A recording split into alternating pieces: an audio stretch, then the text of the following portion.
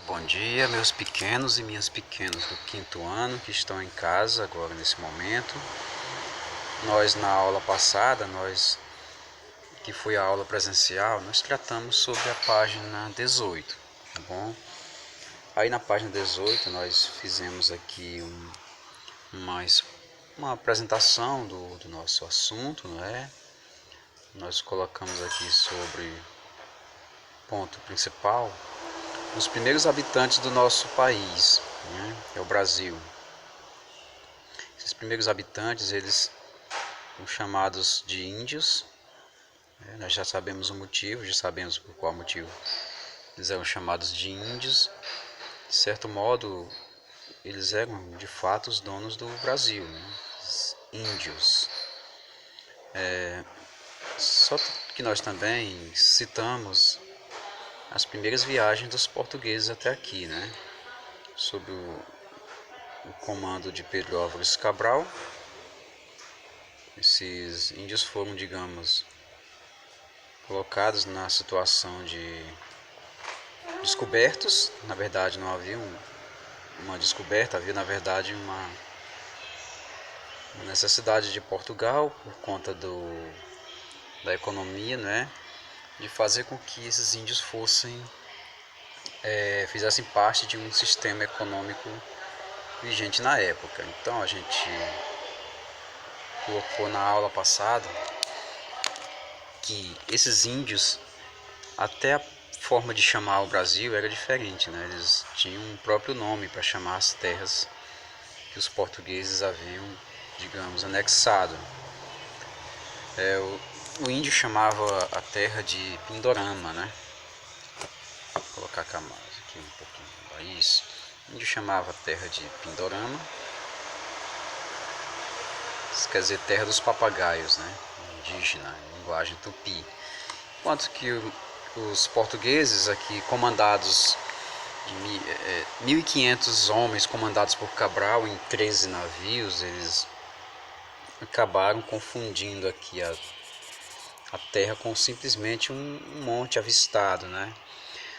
Por isso o motivo deles chamarem a nossa terra de Monte Pascoal bem no início. O primeiro nome que o Brasil teve foi Monte Pascoal, né? Ah, professor, então o nosso país nunca teve sempre esse nome Brasil, não é verdade? De fato, o Brasil nunca teve somente esse nome Brasil. Cabral, de início, e seus amigos começaram a chamar isso aqui de Monte Pascoal, como eu acabei de falar para vocês. Pascoal, que era tempo de Páscoa, né? Mês de abril. Depois eles viram que o monte era bem maior do que um simples monte, um monte de terra. Enfim, eles começaram a chamar de ilha de Santa Cruz. Ou, desculpe, ilha de Santa não, ilha de Vera Cruz. Depois mudaram o nome de Terra de Santa Cruz. São alguns nomes que o Brasil já possuiu, dados pelos portugueses, tá bom? E hoje nós chamamos de Brasil, ou República Federativa do Brasil. Enfim, fato é que o nosso nome aqui, Pindorama, quer dizer a linguagem indígena, e tinha outros nomes que nós falamos. Aqui no nosso livro, aí na página 18, nós citamos essas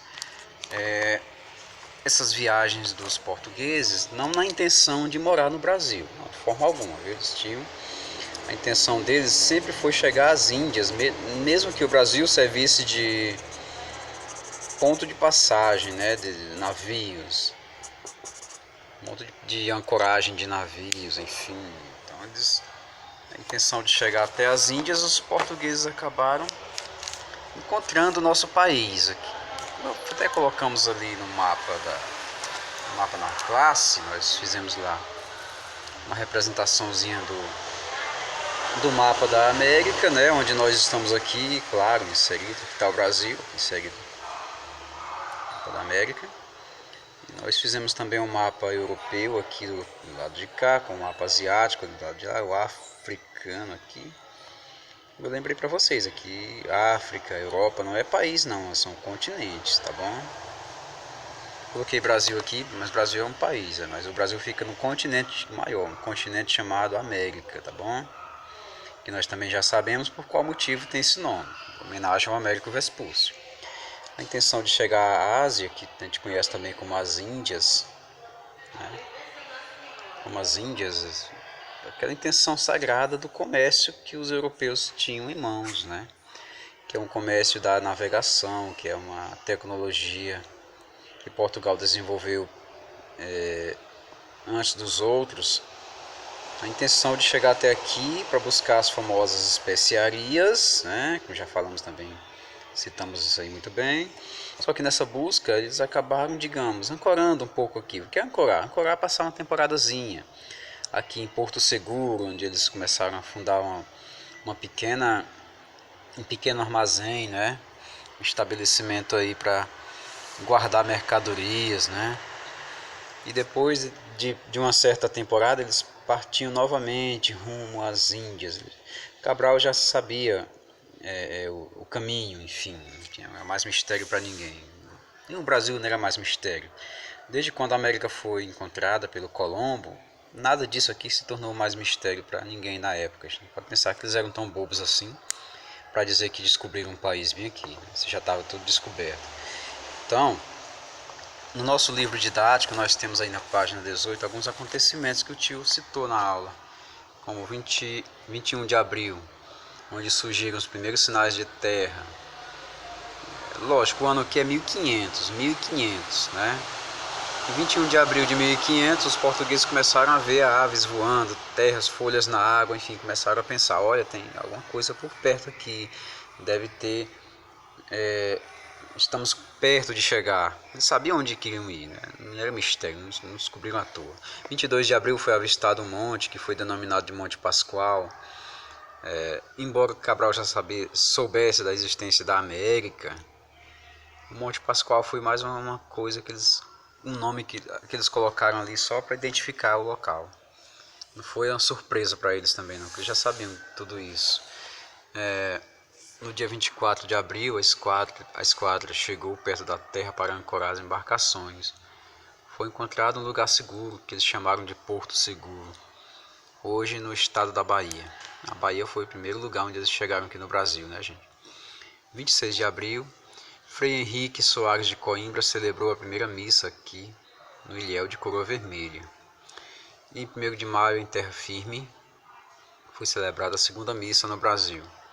Em 2 de maio, a caravela de Gaspar de Lemos regressou a Portugal levando uma carta escrita por Pero Vaz de Caminha, que relatava o descobrimento da nova terra e descrevia seus habitantes. O restante da esquadra seguiu para as Índias, viu? A intenção deles não era ficar no Brasil, não.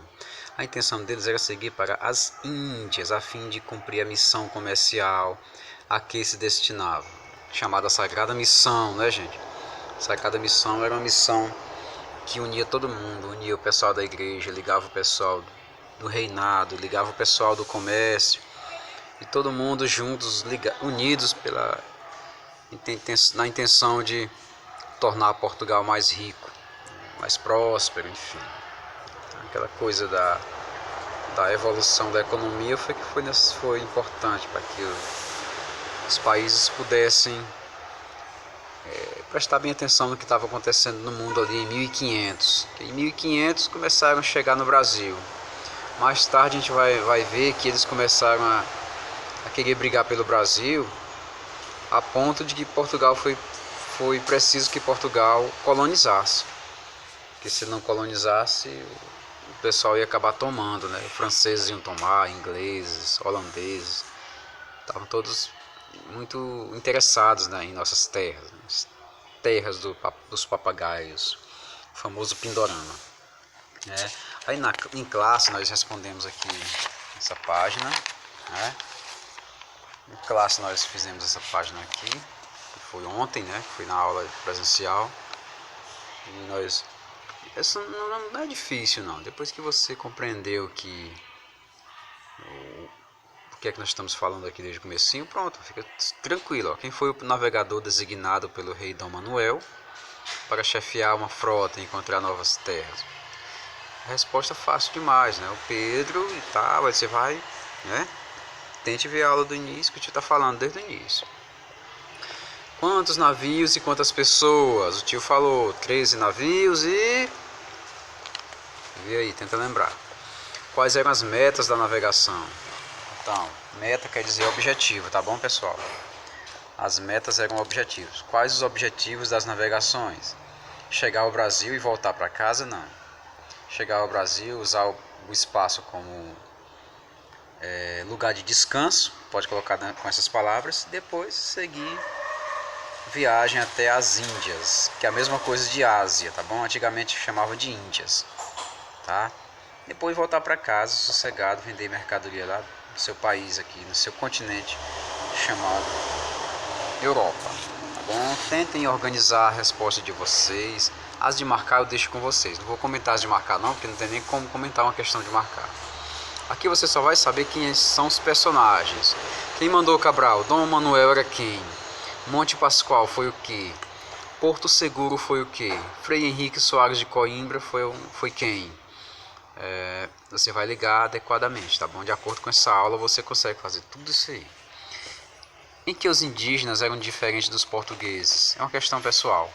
Se você imaginar que um índio não usa roupas, não usa crucifixo pendurado no pescoço, não tem chapéu e vive na natureza, logicamente você vai compreender a diferença entre os portugueses e os índios, tá bom, gente? É facinho demais isso aí. Tente colocar com sua resposta. De marcar, não vou comentar, mas leia, tá bom? Leia assim mesmo. Aí na próxima aula, na classe, eu vou terminar essa página com o pessoal presencial, e quando eu terminar essa página com eles eu comento com vocês também, porque eu não vou adiantar já, porque eu não comentei com eles ainda, embora não haja nenhuma diferença da aula online para a aula presencial, mas é bom deixar todo mundo na mesma semana com a mesma quantidade de assunto. Se eu avançar agora, eu vou estar passando a semana para os presenciais. Da mesma forma, eu não posso deixar vocês atrasados e deixar eles na frente, de forma nenhuma. Todo mundo tem que andar junto. Então, na página 20, na próxima semana, a gente faz em classe com eles. Então, nessa semana, o que é que nós vimos mais de interessante? Nós vimos que nós estudamos sobre as viagens ao redor do mundo aqui, né?